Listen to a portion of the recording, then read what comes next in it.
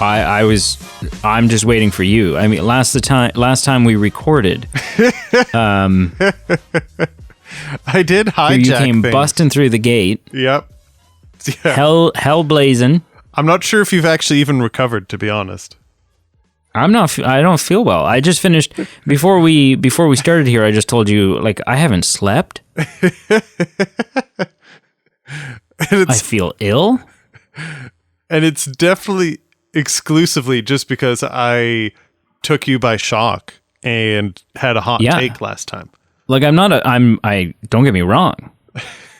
Power to you. Oh yeah, for sure. Right? In the movie podcast genre, Pete's are certainly a minority that are often overlooked. And so you should rise above this. Sure. Certainly. I just wasn't prepared. Like, Cliff Notes or something. Yeah, because I'll use this as a segue to welcome to the Movie Men podcast. I'm Peter. Obviously, you are Brady, and you being Brady, the other person talking, not the listener, unless the listener's name is Brady. I made that way more confusing than it needed to be. Which would be weird. But also, I'd be game. I'd be so game if someone named Brady was listening. But yeah, what you're alluding to is you are the taker of hot takes. You are the bringer of hot takes, rather. And I'm there for the ride. I occasionally have one, but they are few. They are far between, and they are definitely not the starting off an episode. And you just haven't recovered, and I apologize. I don't regret it, but I apologize. Okay. Also, it's important for me before we go any further to point out that this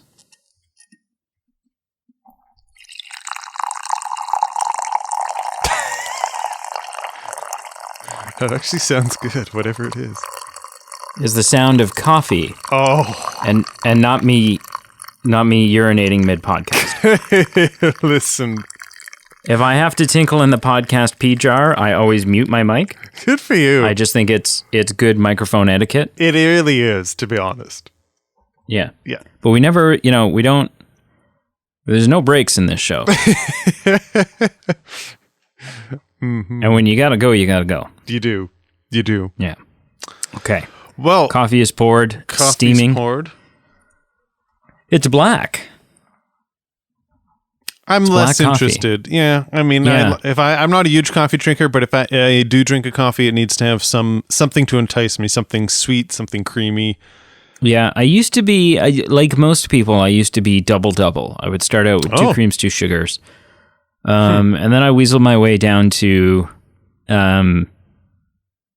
just a cream and a sugar. Right, so sort of cut that in half, and then moved away from sugar to sweeteners.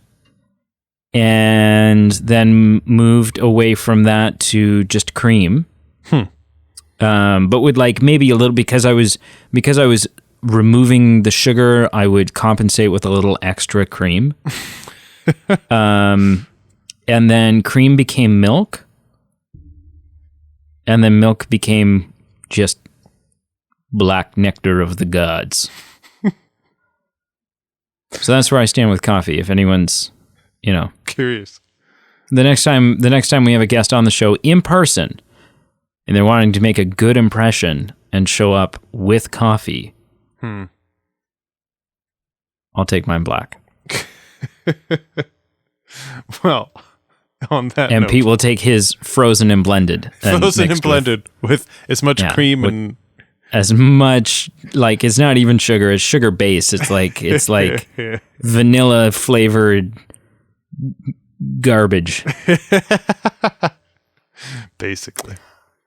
So as Pete said, hello and welcome.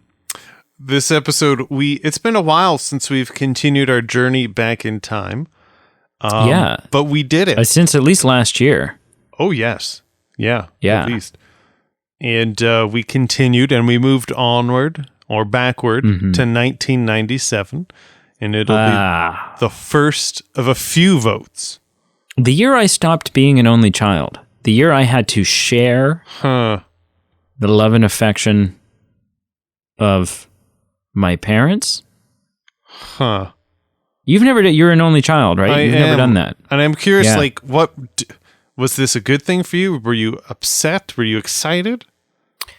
I think it's a mix. Yeah. You know, I think you certainly act out a little bit. You're a little course. pissed off. You're a little like, Yep. well, what the shit? Yeah, this is my turf now. Or it was my turf, rather. Yep. Don't eat my toys, Oh, you know? yes. But also, like, I think before that sets in, there's definitely like some proud older brother stuff that you know, like you're excited, you're the protector of this morsel. You're super excited for it to happen. And then it happens and you're like, okay, hang on. Buyer's remorse. Yes. Yeah. And you can't take it back.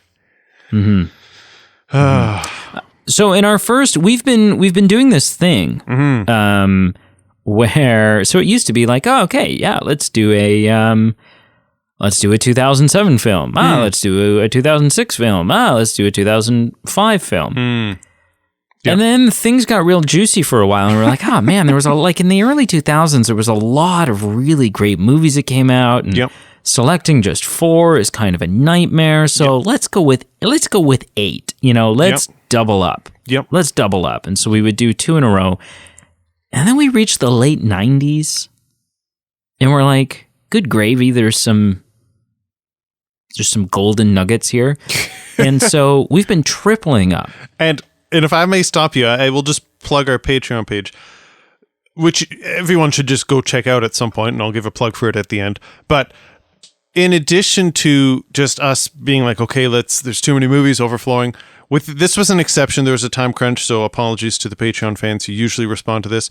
But we do let the Patreon supporters give input for vote ideas as well. So that's kind of expanded it too. So, you know, it started with like, okay, let's have 4 films. Let's have a free-for-all vote. And then it grew to 8, and then now it just grows. So that's part of it too. So Patreon query supporters who are thinking about joining the show, that is an extra perk that we try and extend when possible to influence the vote. So that is part of the equation too. Absolutely. And it's, you know what, so a tripling up has done that. It's allowed us to include more of the films that we love. Sure. But it's also, in a lot of ways, I find, has given us the ability to group the voting options a little more appropriately. Oh, yes, yes. You don't end up with, like, Dante's Peak up against a Mouse Hunt. I mean, you know, and you're just like, well, like, I don't there's a lot in common with them. You're like, I don't even... I love both, but for wildly different reasons. Like, I do... Right. Yes. What do I do? What do I do? If only Nathan Lane was in Dante's Peak, this would be an easier decision. But yeah, so our first vote of 1997, I would say fell pretty heavily into the family, kid-friendly, family movies. Oh, absolutely. And I'll reiterate what they were. That we've got Anastasia, Mouse Hunt, George of the Jungle, and Hercules. So that totally backs up what you're saying. And what a selection too! Like, two of those are Disney, but one's live action, one's animated. One's animated but not Disney, and one's live action but not Disney either. That was a complicated. Anyways, there was lots of variety, and I was very happy about it. Of this list, there was 3 films that I grew up with. Okay. One I did not. Okay. And which one was that? And didn't grow up with it just because it wasn't, like, we just didn't own it. We didn't have it on VHS. I was certainly aware of this movie because friends of mine, you know, I'd see it on the shelf in their house, and or, you know, there'd be like remember previews at the start of VHSs? It's like, coming soon to video and, you know, home whatever. Yep. So I was super aware of the movie. But prior until a couple days ago, when I sat down to watch it, I had never seen, nor did I know the plot or cast of Anastasia. Oh, okay. Yeah. It was a totally green experience for me. Interesting. Mm-hmm. Huh. Yeah. So do with that what you will, sir. Well, let's get into it. Okay. We'll start with some trivia. Oh. And I took your words to heart. It aligned. I found some. What I mean by took words to heart, you said, I miss some of the yesteryear episodes where there would be a couple questions and multiple choice. And I said that doesn't always lend itself, but this week I think it really did. I believe my message was, "Hey pal, step up or step out." Yeah, that is what you said, but I interpreted it the way I said it. Okay. Okay. How morbid do you want to get with the first question? I don't know if I can answer that question until certain sound effects have been played. Like whew, sorry, kids. Ow! There you go. There you go. As morbid as I can. I will take super morbid children's films for 300. Sure. Well, we'll get into this when we chat about the whole tone of the film, but as anyone is aware, it's a fictional film, fictional story, but it's based on some remote it's based on some truths on the periphery that kind of run the plot. And this first question is related to the truth of Rasputin was a real individual in history, and he was a villain in this film and played some important role.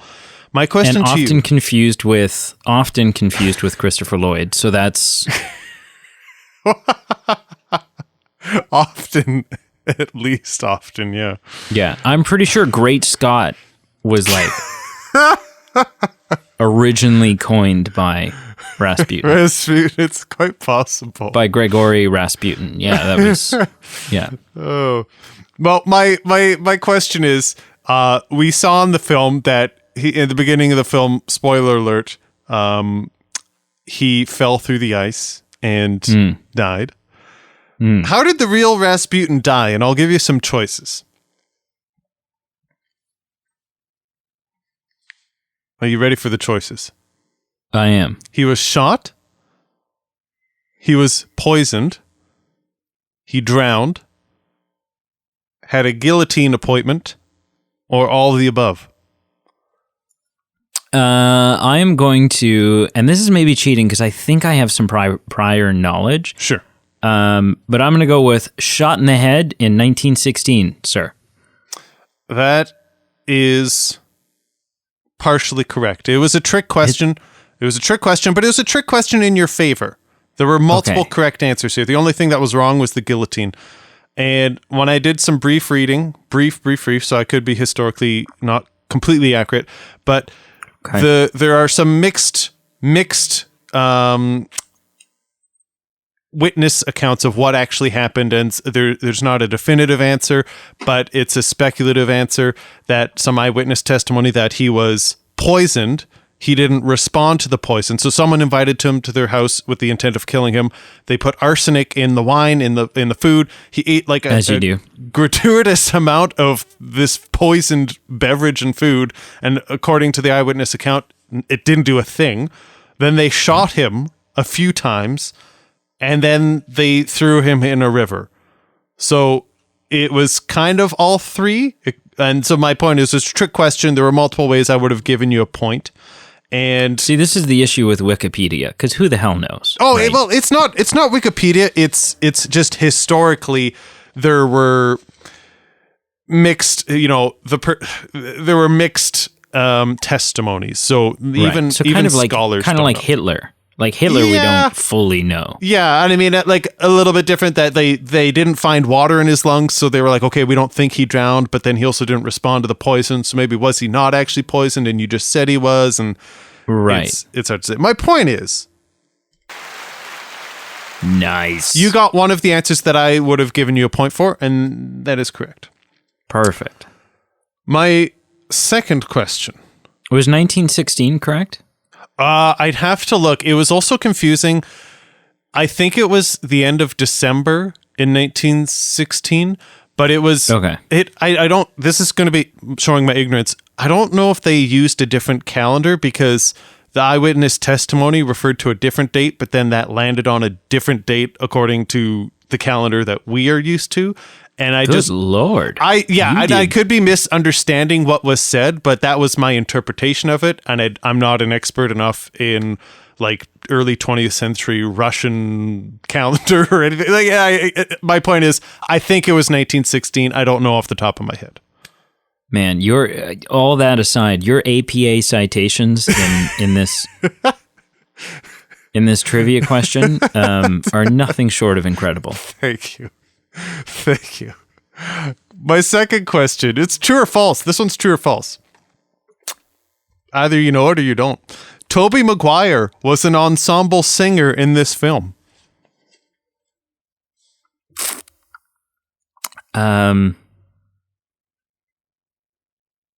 I mean, I don't have any other time when I know of him singing. Like, it's not like, oh, well, you know, it would make sense because Toby sang in Cider House Rules. Or Seabiscuit. The director's cut, yeah. The movie plays totally differently. I've not seen it, but I still got a kick out of that. It's weird if it's not true. Like, it's a weird thing for you to just... I'm going to say false. I think it'll be someone else who or maybe he was going to be, or something. I'm going to say false. He was going to, but got dysentery or some such. Yeah, whatever. Yeah. Oh, yeah. Okay, so Tobey Maguire was not, but that was just a bit of a red herring because Kirsten Dunst, as you were probably aware, voiced Anastasia as a child. But the true answer, J.K. Simmons, also from the Spider-Man series, was an ensemble singer in this film. Really? Another gentleman who I don't go, oh, no! Yes, the singing voice of J.K. Not Simmons. even a little bit. I mean, maybe we should, to be honest. Maybe. Yeah. The rest are things that I have to share with you, but they're not in question form. So they're going to be rapid fire. Okay. This is mind-boggling to me. So, you know, you already said it, who played Gregory Rasputin. It was, Professor... Christopher Lloyd. Yes. Dr. Emmett L. Brown. Yes, Dr. Brown. Tim Curry and Sir Patrick Stewart were also considered, which I get the Tim Curry, maybe, but the Patrick Stewart, I'm not sure. Weird. Yeah. Yeah, weird. Okay. Yeah. 20th Century Fox, which produced this film, spent more money on marketing for this film than Independence Day, which I also found interesting. Weird. Very weird. Very weird. That's okay. Yeah. This is something I read. Maybe. Oh, go ahead. Do you think that's because something like Independence Day markets itself? I guess, but You're it's like, also, hey, Will Smith, but Jeff it's also Goldblum. Such a big deal that you think it would just earn the marketing dollars that you're like, hey, we have to give it to this. I guess. I don't know. I don't have my degree in marketing yet. Okay. I should. Not yet. It's coming. It's coming. This is such a in the weeds thing that I thought who would have known this, and was this done on purpose? But at the conclusion of the film, on the bridge in Paris where the main characters confronted each other, Rasputin, Dmitri, and Anastasia. Apparently, in real life, that bridge that was represented in the cartoon was the Alexander III Bridge, named after the real Anastasia Romanov's grandfather on the occasion of his visit to France in the 1870s. Like, what a absolutely nuanced thing to have in the film that no one would understand if it's true. Like, I only knew it because I read it online. Right. Yeah, that is attention to detail like no other. There are Easter eggs, and then there are Easter eggs. Yeah. Okay. Last one here. Christopher Lloyd Kelsey Grammer were crossed paths when they were on Cheers together. And my last thing that I have to share, Kelsey Grammer, who voiced Vlad in this film, who is also my cherished Frasier Crane from my top favorite television show of all time. Check out our episode with you, me, and Emily, where we shared all our favorite films or favorite television shows. Episode 150. Episode 150. Of note, there is an episode of Frasier dedicated to, it's called The Tsar is Born, spelled Tsar, and Frasier and his brother think they are descendants of Romanovs when they find this bare lamp in their house, and it's an absolute hoot, and it is so well done. And I just find it interesting that he voices a character in this film, and I think the episode came out years afterwards. later. So it came out after. Okay, I got a hoot out of it, and it's like every episode of Frasier in my books. It's so witty, it's so entertaining, and I got a chuckle thinking about it while watching this movie. But another interesting crossing of paths, or like degree of separation thing is what's the is it Bart? Oh, Bart, yeah, the little lizard, or the little creature, albino bat, whatever, yeah. Voiced by Hank Azaria. Okay. Who is of course known as multiple characters on The Simpsons, right? Oh, he plays okay. Moe and Chief Wiggum, and did play Apu until all that stuff happened and went down, and Dr. Fink and like all these different people, or Frink? Dr. Frink. Yeah. But Kelsey Grammer is also the voice of Sideshow Bob. Yes. And so there's that. Yep. Oh, yes. Yeah. I find it interesting, the potential alternative castings for Grigory Rasputin. I find that interesting because looking at the IMDb for this, the singing voice of Rasputin is not Christopher Lloyd, it's Jim Cummings, who is famous for being the voice of Winnie the Pooh and Tigger and Pete the cat, the Mickey Mouse, like several really? like is famous for doing several voice actings. But it's spot on. Like I if someone had told me that was Christopher Lloyd singing, I would have thought, okay, sure. Yeah, I didn't think twice about it. Yeah. And I don't know how well that would have lined up with, Sir Patrick Stewart. Just doesn't have the same same 1-2 about it. No. Cool. Well, I am curious what you think about this, being new to it, viewing it as an adult. And what your impressions were.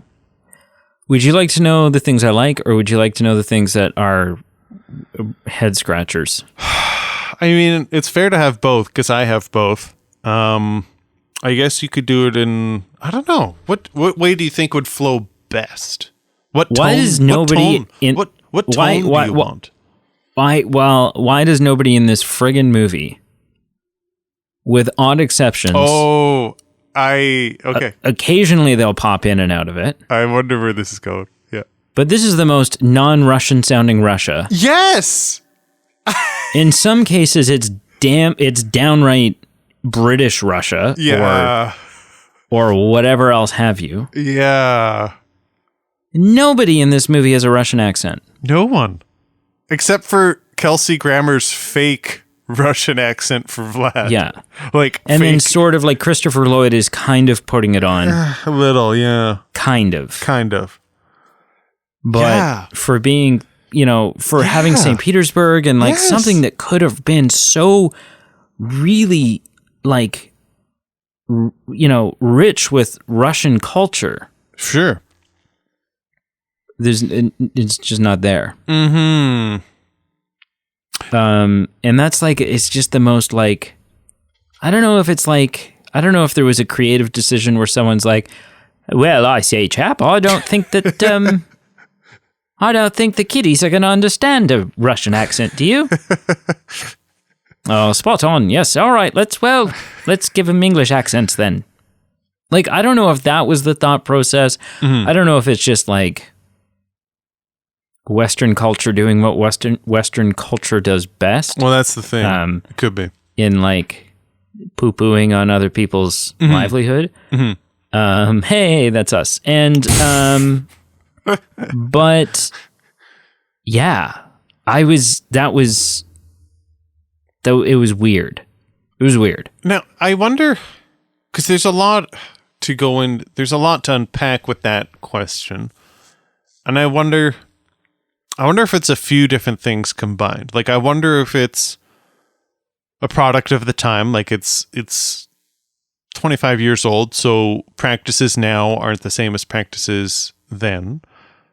I wonder, do you think it has something to do with, like, only a snippet actually takes place in Russia, like the first 10 or 15 minutes, or, you know, once they leave Russia, then they're technically gone.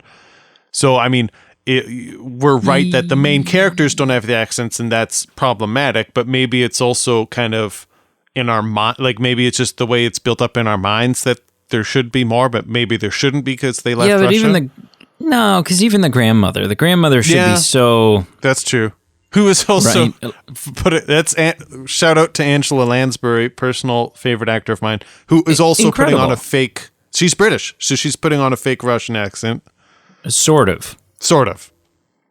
But it still sounds pretty British. Oh, yeah. Right. Really, when Anastasia walks in, she should be like, "Hello, darling." Right. And there's and it doesn't happen. Right. It's like, I can't. I'm not going to try to do it. But It's like, you know. And then even like Hank Azaria's character, the minion guy, from what, Sweden? Ooh, I don't know. I'll quickly look. I mean, he's hilarious. He is by and large the best part of this film. Well, it looks like it says he was born in New York State. No, the character though, like the accent he's doing. Oh, I'm sorry. Yeah, I don't know. Yeah. Right, because he's like this, you know. Right. Yes. And it's certainly not Russian. No. Which was obviously a conscious decision because Hank Azaria is a master. His voice, he's a chameleon with his voice, and he certainly could have pulled off a Russian accent had he intended to. But yeah, nobody goes, you know, nobody's in the sound booth and the recording sessions going, okay, look, John,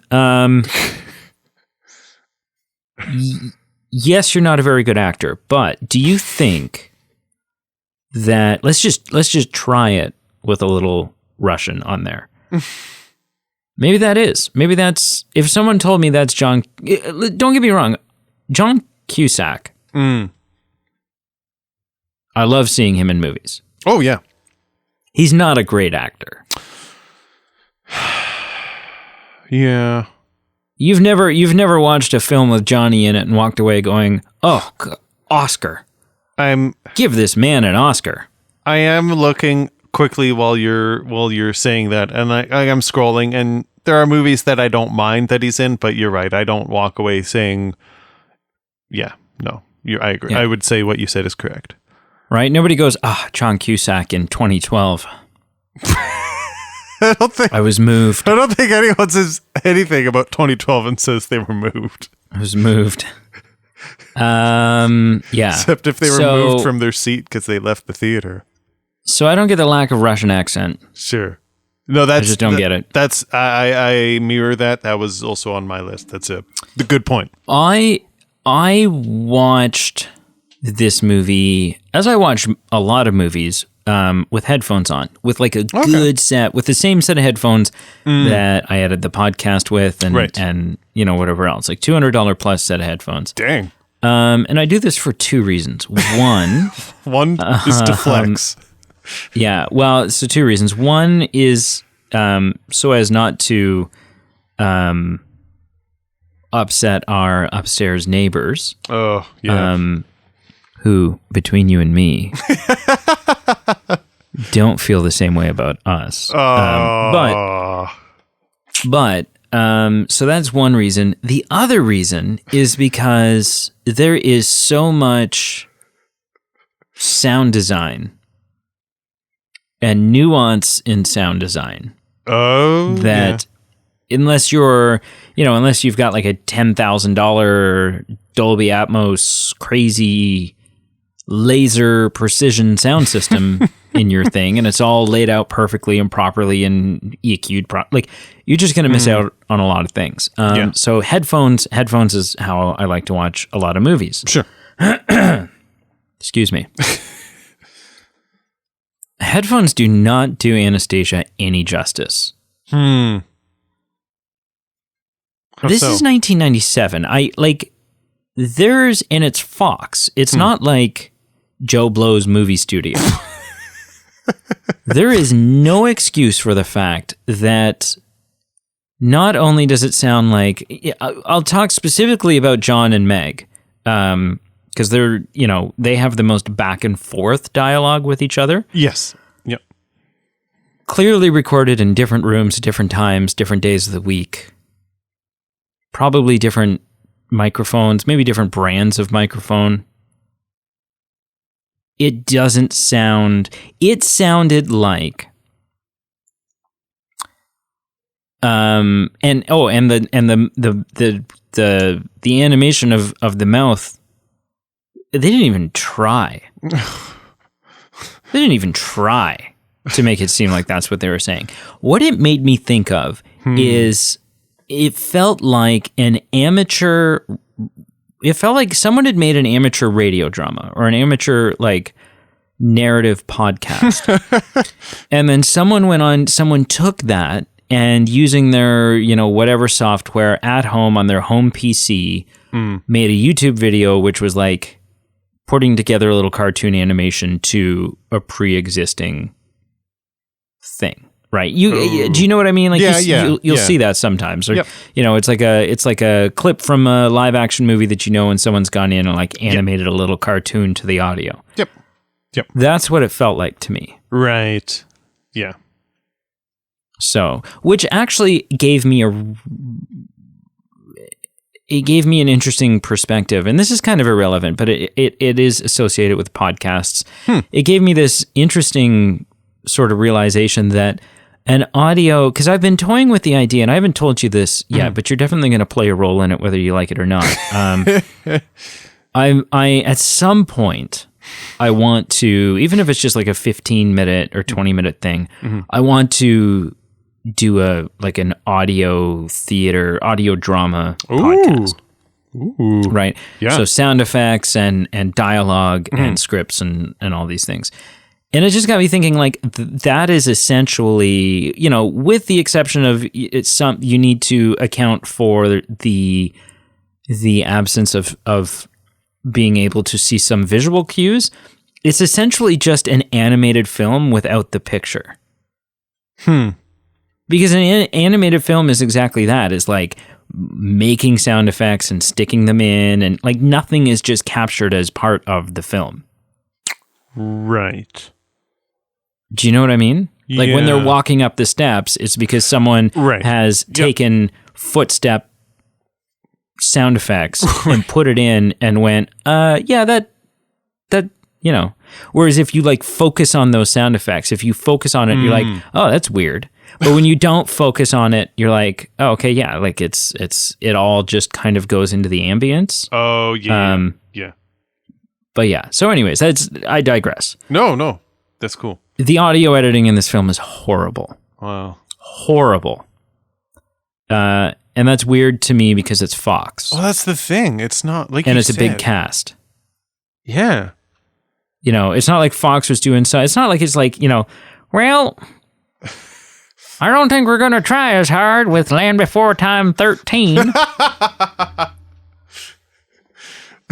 This is it's Christopher Lloyd and it's John Cusack and it's Kelsey Grammer and it's Meg Ryan and we're going to spend more marketing on this than Armageddon. We care about this. Independence Day, but sorry. Yeah, that's okay. It's it's your Tomato, trivia, so easy mistake. Tomato. Yeah. Is there... I'm trying to play devil's advocate here. Like, is there something to be said for the time? Like, I know there are good animated films, so I'm not just saying 1990s was the Wild West and just, like, you got what you got and you were happy for it and you walked uphill both ways to school and you didn't complain about it. I'm just wondering, like, is that an explanation to say... No. Okay. No. Because this is... I'm not saying it is, just like devil's advocate. No, because this is, like, think of the, within that decade alone, think of the countless Disney, Pixar, whatevers. And Pixar, as much as the animation for Toy Story isn't perfect, it's actually in some parts bad. For the time, it was still amazing and it was flawless, and this predated that by 2 years. Or Toy Story predated... Furthermore...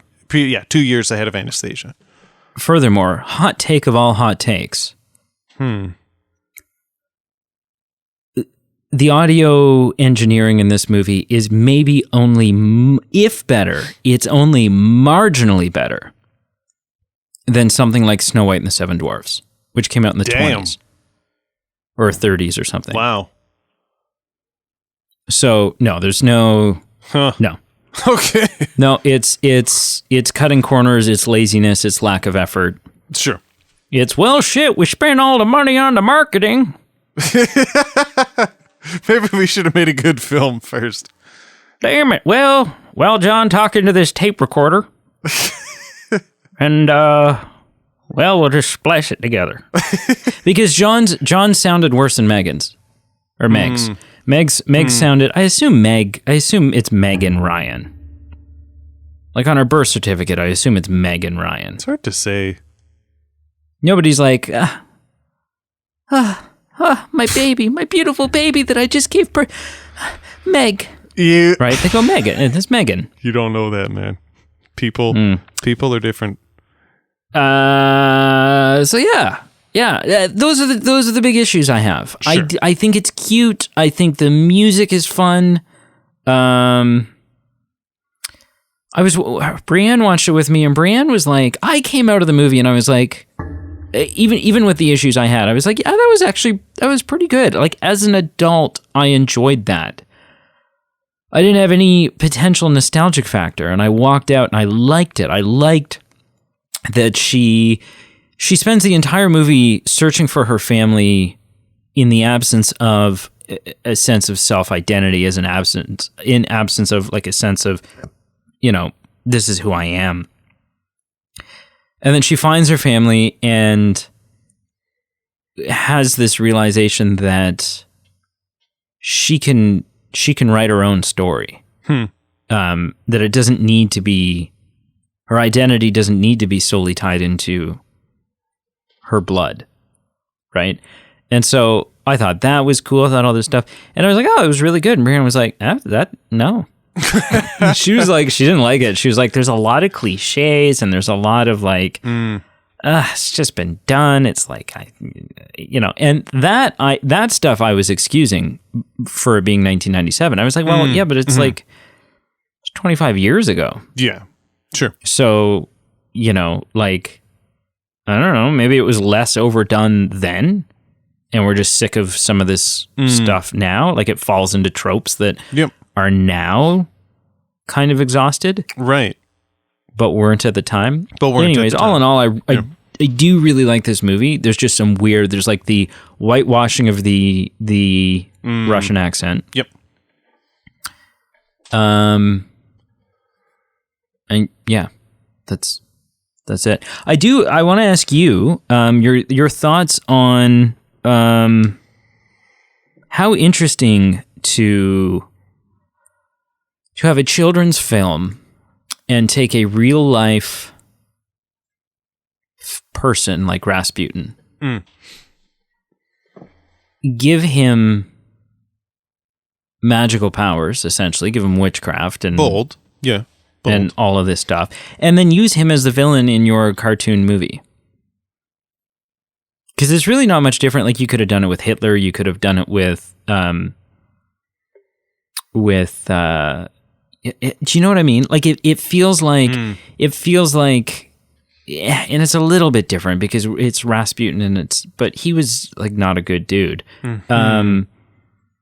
But it's like, it feels like, 50 or 75 years from now, it's the exact same plot, it's the exact same premise, except it's set in the Middle East and it's a magical bin Laden and you're like, well, this is weird. Like, what a weird, to take a real historical monster. Yeah. And make him more monstrous and then have him be the villain in a kid's movie. It's so weird. I'll piggyback on what you're saying because it's definitely a weird tone. And I mean, when we look at other cartoons, maybe less cartoons, but for sure like nursery rhymes or, children's stories that we've juveniled up a little bit so they're less scary or less intimidating, but you know what I'm talking about, where the actual real story is actually a bit like more the Brother Grimm stuff. Sure, where it's a little bit more like in Cinderella, they, the stepsisters, in order to try to get the glass slipper to fit, they're like cutting off their toes and stuff. Yes, stuff of that nature, where it's like there are dark elements to children's stories that exist. So it's not unheard of, but I'm piggybacking on what you're saying because there are some weird elements to this, or at least it's unique to me, of having this character, like you said, not only be the villain, but like selling his soul to kill a group, like a family, like very dark, very somber. We've even just the premise of setting them around this family where, we know what happens to the family. They all get executed, which is horrific. Like, that's just not pleasant. And yeah, I guess just it's a fictional tale. So we've got Anastasia, but in real life, like, did she survive? Was she actually executed? I don't know. And so I guess just a lot of the undertones of what this story is about are also quite dark, just like the whole Rasputin thing is quite dark. So it's a very interesting tone to the film that I don't think I'm used to. And I guess maybe that's because a lot of cartoon children's stories aren't remotely based on actual fact or like based on historical fiction. So maybe that's part of the reason it's so unique. And I guess I just don't know how I feel about that. I don't have a problem with it, but it's very different. Yeah, I just thought, like, what a weird decision to make. Even just specifically selling the soul, like, that's some serious stuff.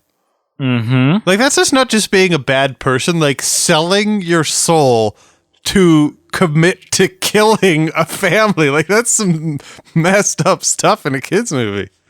Yeah, but I mean, if you think about it, like, so is, there's so many children's movies that we hold dear, but if you break them down and you really think about them. Yeah. If you're poisoning an apple and trying to kill someone with it, that's not pleasant. Yeah. Some of them are just downright. Yeah. Friggin'. Yeah. Yeah. So yeah, I'm with you on the vibe. I do have some things that I like. I do have some things that I have problems with. Problematically, I had the same thing. Their whole Russian accent was a little bit confusing for me. And even though I love Angela Lansbury, love Kelsey Grammer, having their pseudo-Russian accents was also just kind of peculiar.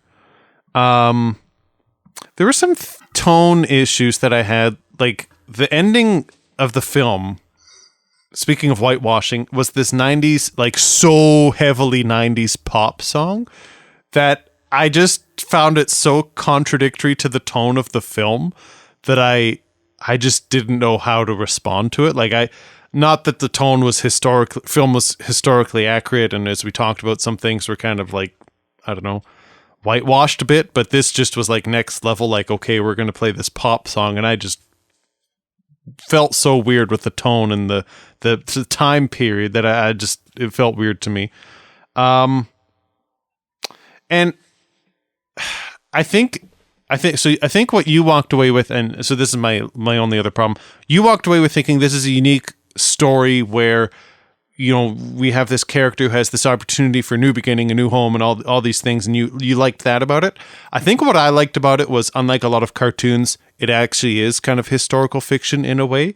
And I don't know how I want it to lean into it more, but I think I wanted it to lean into it a bit more historically, like spending more time on the backstory with the family, or more time in at the time, like leaving with Rasputin. I'm not sure how I wanted it to play out, but I became less interested in the film when it was less backstory about the actual Russian Tsar and the actual Russian palace and all the backstory of Anastasia and her family. When it was just them kind of meandering on trains, running from like glow in the dark spirits, it was getting a little tacky for me. So it picked up a bit in Paris, but I was more. You were more interested in the character development. I was more interested in the historical fiction, and I would have liked a bit more of that. As far as things I liked, doesn't have to do with the sound synchronization, but the whole dimension of the actual animation stood out to me, and I kind of liked it. Like it's got a good, it's refreshing because you're like, it's clearly not Disney, and that's refreshing. And it wasn't in your face, but there were some times where it would be reminded to you that it was so different from other animations that it just kind of had like a little kind of just rejuvenation of like, ooh, this is kind of neat. This is like, watching a little jewelry box spin around or a train move, or just like things that just felt a little bit more dimensional than it otherwise would have been. So I liked that. I didn't watch it with headphones, and I don't have the technical background that you do. So it wasn't ruined by the not being synchronized. Maybe if I had picked up on that, it would have been problematic, but I really liked the visual aspect alone. I mean, this isn't, I'm trying to think of a good, this isn't Mary Poppins where I go, wow, every song was a banger. I'm listening to this on Spotify later. But there were a couple songs that I liked. I didn't mind the Rasputin number where he was in his purgatory or what have you. It was a little dark, there's skulls everywhere and he's falling apart because he's a corpse. But I didn't mind the song. And then the Once Upon a December that came up a few times, it was the whole reprise. Something about it, I really liked it. And maybe it's because those songs kind of tied into the historical fiction part, and every time Anastasia would sing it, then she'd have visions of ballroom dances. Maybe that's part of why I enjoyed it more, but I think the song itself I enjoyed. So the visuals I enjoyed. The historical fiction component I liked, would have liked leaning into that a bit more. And there were some musical numbers that I thought were okay.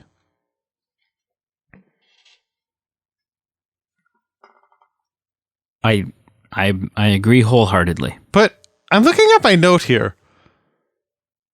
Just back on the whole, like, selling your soul or, the bleak historical reality of what we were watching. Another, like, kind of query, weird thing for in a children's movie.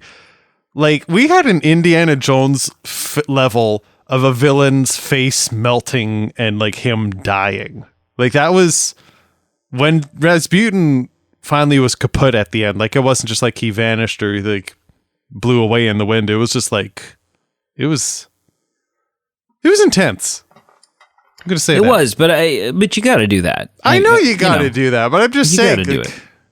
I guess if you've raised the stakes of someone selling their soul to do something, they can't just like peace out. But poof into a little green cloud of smoke. No, it had to be gruesome. I guess my question is less the continuity of it and more should it have been there. But again, I didn't necessarily have a problem. I'm just wondering.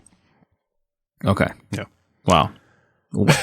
Consider your wonderment quenched. Because yes, it should have been there. Okay. Anything else? Anything else you'd like to touch on? I'm so ready to rank this film, man. Let's do it. Okay. You first. Okay. On a scale of 0 to 10, I gave it a 6.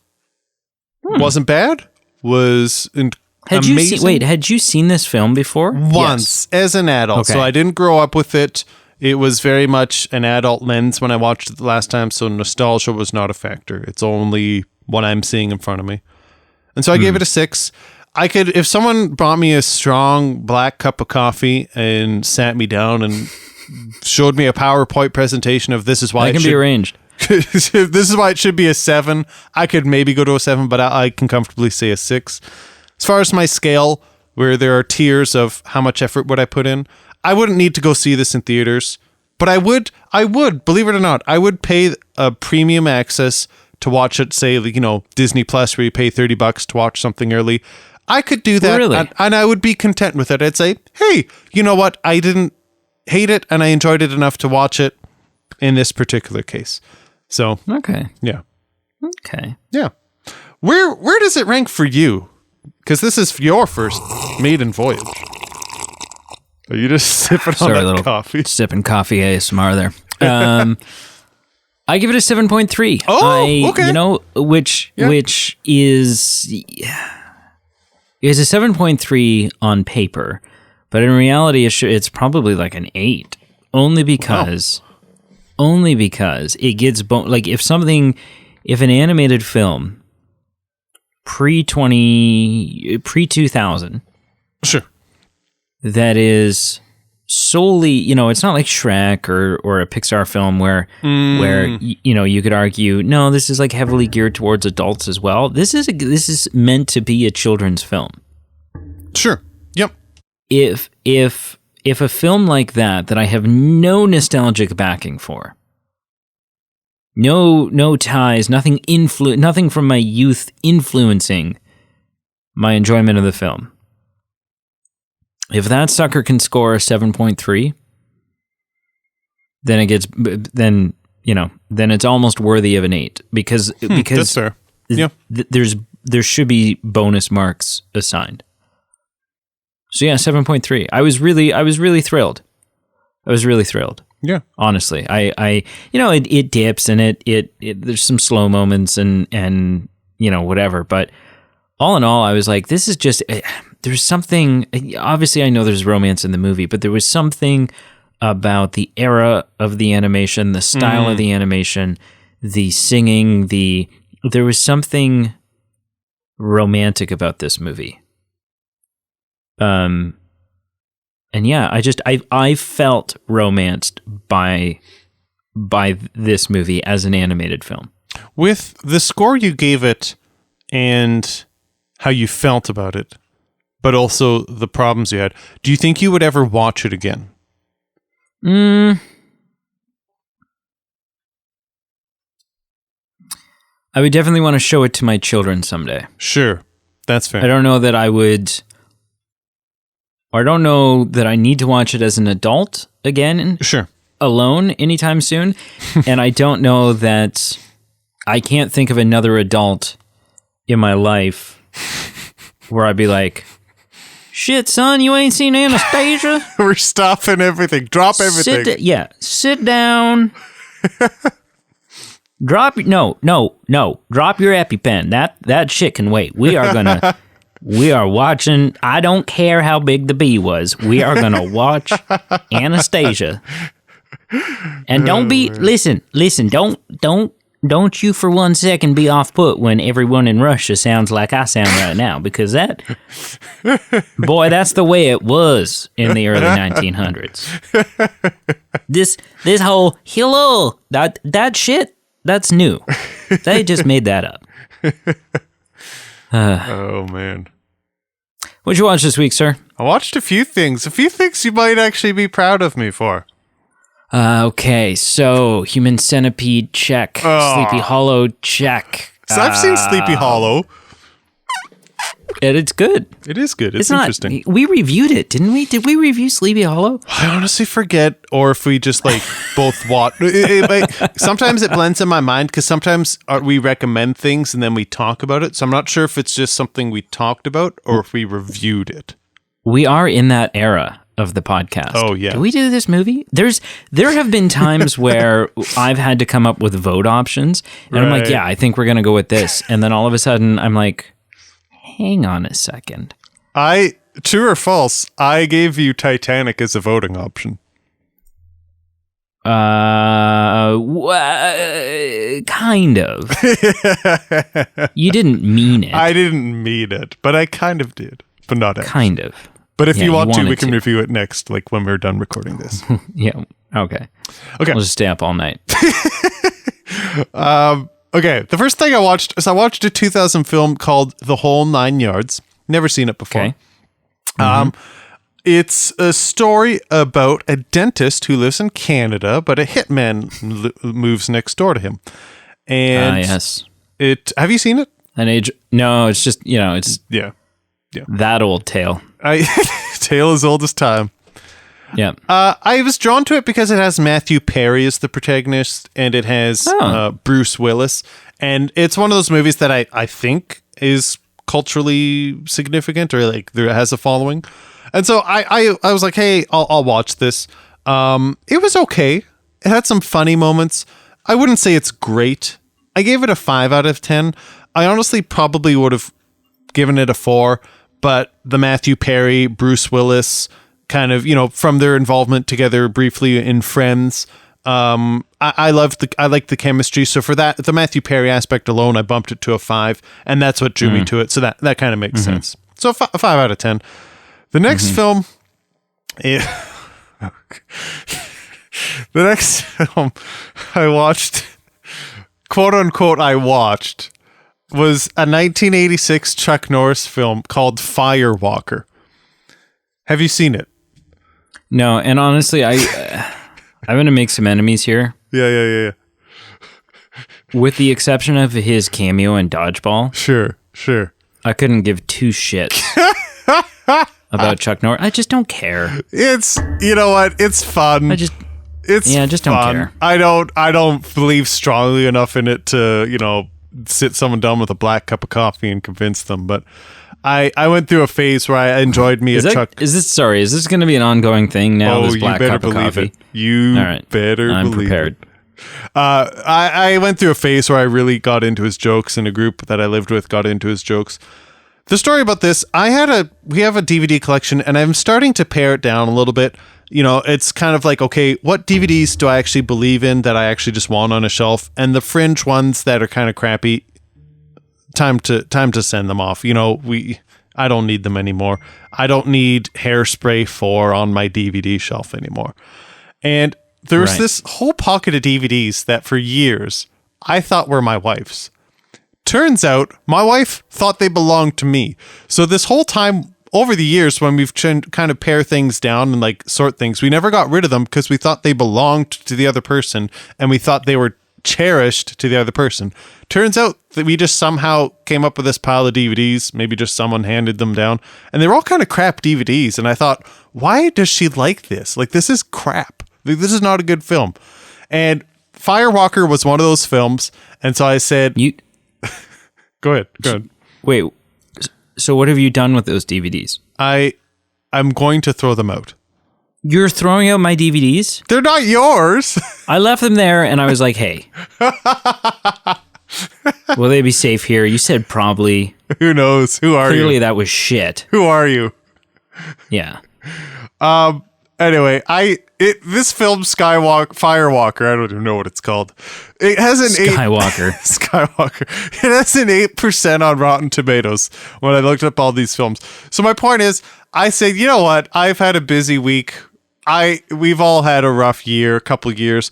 I'm going to sit down, have a few glasses of wine, and I'm going to see if this film is funnier as a result of it. And it was just a bad film. It got a 2 out of 10. I turned it off when I was not interested. Like 15 minutes in, I said, life is too short. Mission not accomplished. Isn't worth my time. So I did not really watch it, but I gave it a 2 because that's what you give films like that. Last two things. If you give a 0, then everyone's offended. Everyone's offended. And a 1 is too low. This is where I think you'll be pleased. So I watched a 2018 film called A Quiet Place. Oh, had you not seen A Quiet Place? I had not seen A Quiet Place. Okay. And I don't need to give a summary. Everyone is familiar with John Krasinski, I think it's pronounced. And Krasinski, Krasinski. And the whole premise of, living in a society where, you can't make too much sound or else it means you're going to die. And you know what? I have to say, what an incredibly unique story delivery. Because where else do you get a film that so heavily relies on face acting and facial gestures and physical gestures. And I just thought, A, it's unique. B, it puts an onus on the actors to do an impeccable job. And they did. I gave it a 7 out of 10. I really enjoyed the ride. I honestly wished a few things had been a bit different because I would have given it even higher. I felt like by the end, when the credits rolled, I kind of wanted a little bit more for some of the characters' depth. And I felt like the first 3/4 was superb, and the last quarter was just kind of okay, and just kind of fell back into the territory of most films of the genre. So I think the conclusion, I would have wanted a bit more emotional things to have happened by then. But still, a 7 is respectable, and it was enough to make me watch the sequel, which is the last thing I watched this week, the 2020 A Quiet Place 2. I gave it a 5 out of 10. I'm not going to lie. Didn't hit the same way. It didn't. I love me some Cillian Murphy. Love him. He's great in the Dark Knight series. I love him in anything else I can find him in. I haven't crossed paths with him a whole lot with my viewing of movies recently, but it had a great opening, some great character depth to start off with, and then the enjoyment dropped. And I felt like through the majority of this film, I was asking it the whole Walking Dead question, if it had the Walking Dead syndrome of, does this story need to be told right now? Like, does it need to continue? Did the story need to end a bit of time ago? And it wasn't bad, it just wasn't good. So I gave it a 5. No, yeah. But I'm very happy I watched the first one. Good, excellent. Yeah. What did you watch this week? I only watched one thing. Okay. I was watching The Hobbit. Oh, Hobbit movies. Yes. Yeah, so I watched Battle of the Five Armies. And I mean, for the most part, what a flaming turd. Like, I know. You know, the first one is not bad. No. There were some issues. Of course. But it's not terrible. It's not all bad. You're right. The second one still has some good moments. Yeah. And then the third one is just like, you know, with the exception, like there's one really cool, the fight that happens at, and again, not in the book, so you know, whatever, but the fight that happens at Dol Guldur. Yes. With Elrond and Galadriel and Saruman. And, you know, when Saruman is like, they're like, Elrond is like, well, we have to go after him. We got to kick his ass. Right. And Saruman is like, leave him to me. Right. Yeah. And it's like, dude, you are about to get brainwashed. Yeah, you're about to get, what's the, catfished? Oh. You're about to get catfished so friggin' hard.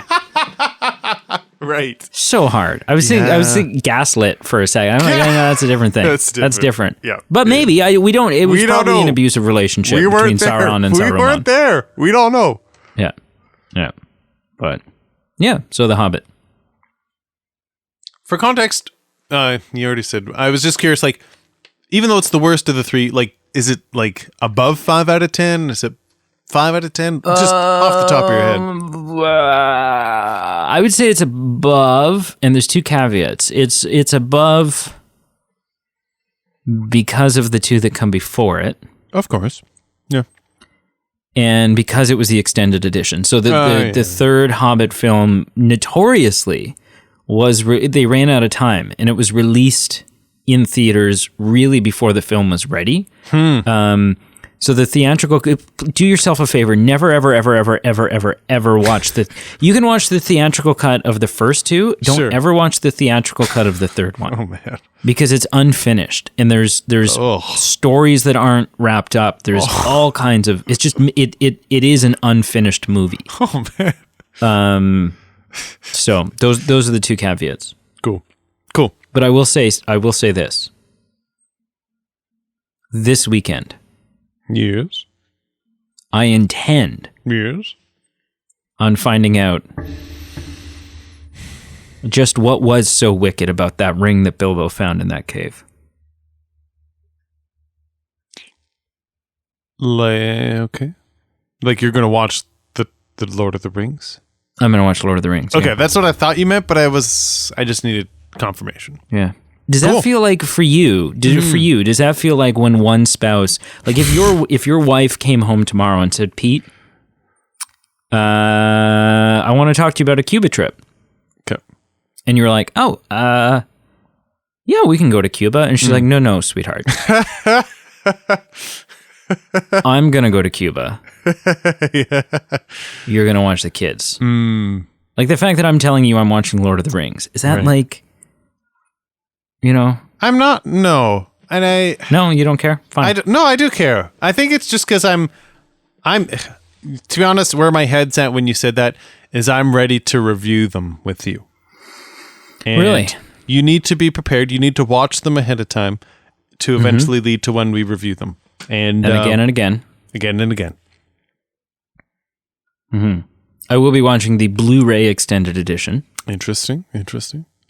for the sake of just consumption, Sure. just quantity, Yep. you know? Yeah. Very Cool. good. Very All good. right. Wrap it up. Well, thank you so much for listening. We really do appreciate it. Check out our socials below, Facebook, Instagram, Twitter. Give us a good rate and review wherever you're listening. It helps others find the show, and we really appreciate that. We also love hearing back from you, so comments and Yeah, we do. input is well received. I'm going to give another shout out to our Patreon. Check out our Patreon page below, our merchandise page below. It's ways for you to help support the show, to help us pay bills and cover costs. Yeah, it is. It's also ways for us to give you perks back for helping support us. Yeah, it is. And I'm going to give a shout out again to Patreon. A shout out Yeah, you to are. Andrew and Emily, who have bonus votes, letting the cat out of the bag there. Their votes helped Anastasia win. And I'm not trying Sure to get did. too political here, but I'm going to, everyone take a seat wherever you are. Just stop what you're doing. And I'm going Put to the say EpiPen down. vote. And I'm whether you have extra voting power or not. I'm actually being quite honest. These votes actually do matter. Whether you have a voting power of a normal person or the bonus votes, they really do help sway things. So, you just never know where it's going to go. And if you're ever feeling discouraged that your vote doesn't count, it sure does. I just thought of a new merch idea. Okay. I want to make clearly Movie Men themed stickers that say "I voted." Ooh. Yeah. Like I'm sold. I think that's so. It fun. makes sense for how we operate. Yeah. But Yeah. anyway, that wraps up my housekeeping. Thank you for joining us. And until next time, vote. Yeah. Do it. And that way, what'll happen is, what'll happen. You'll all vote. And some movie like Insidious Chapter 4 or something will win. And Pete will say that the election fraud. He'll say, he'll make us recount. It'll turn into this whole Insidious Chapter 4. There'll be an insurrection. I just Insidious can't.